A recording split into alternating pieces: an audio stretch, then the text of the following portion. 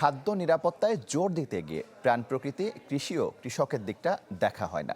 সকালে রাজধানীর সোনারগাঁও হোটেলে বণিক বার্তা আয়োজিত কৃষি, খাদ্য নিরাপত্তা ও প্রাণ প্রকৃতি সম্মেলন 2025 অনুষ্ঠানে এমন মন্তব্য করেন মৎস্য ও প্রাণী সম্পদ উপদেষ্টা।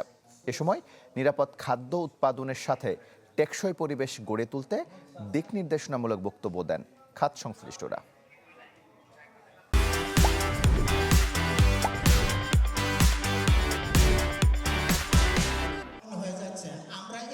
খাদ্য নিরাপত্তা, প্রাণ প্রকৃতি এসবের সাথে আষ্টেপৃষ্ঠে জড়িয়ে আছে কৃষি ও কৃষক। নিরাপদ খাদ্য উৎপাদনে নিরাপত্তাকে সঙ্গে নিয়ে পরিবেশ সংরক্ষণের বিভিন্ন দিক নিয়ে আয়োজিত সম্মেলনে উপস্থিত হয়ে দিক নির্দেশনামূলক এসব বক্তব্য রাখেন দেশের কৃষির নীতি নির্ধারকরা।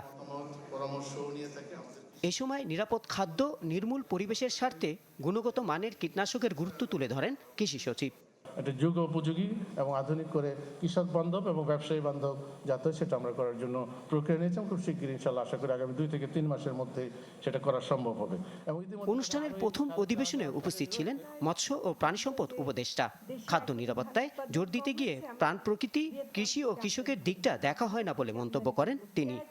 আমদানি করে ফেলবো, অথচ পেঁয়াজ আমার বাংলাদেশে আমাদের কৃষকের উৎপাদন করা যায় এবং সেটার চেষ্টা না করে আমরা বাজারকে স্থিতিশীল রাখতে গিয়ে যে আমদানি চট করে ফেলি, সেটা হয়তো নিরাপত্তা দেয় কিন্তু কৃষকের সার্বভৌমত্ব ক্ষুণ্ণ হয়। অনুষ্ঠানে কৃষক ও কৃষি জমি সুরক্ষা আইন প্রণয়নের কথা জানালেন পরিবেশ উপদেষ্টা।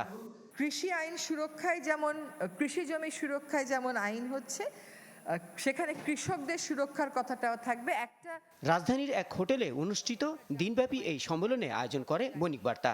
আমরা লিচিং এর কথা জানি। রহমান ফয়েজ, চ্যানেল 24, ঢাকা।